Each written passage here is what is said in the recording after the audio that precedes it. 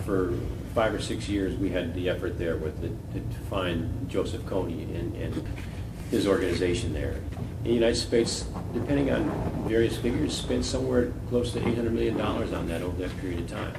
And the Kony organization was reduced to really what we refer to as irrelevancy here. And so, although we did not get Kony himself, that particular mission got to a point where, it's probably time to move on. The mission was never intended to provide overall security for the various countries in that region. I mean, that was kind of a byproduct of it. And our numbers were small. I mean, we were there to train, advise, and assist, but a lot of the heavy lifting was done, for example, by the Ugandans and the other countries there, Sudan, Central African Republic, and the like.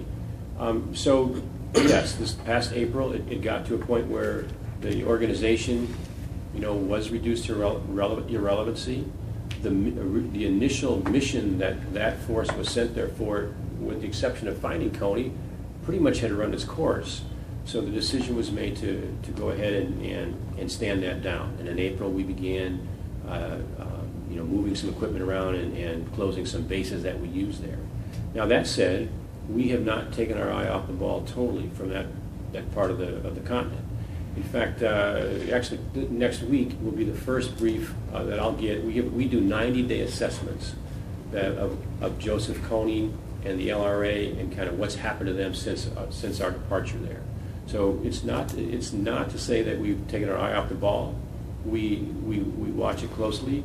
I'll get this first 90-day brief here next week in terms of when we stopped operations, and we'll keep our eye on the ball to make sure that we watch very closely if anything starts back up there again.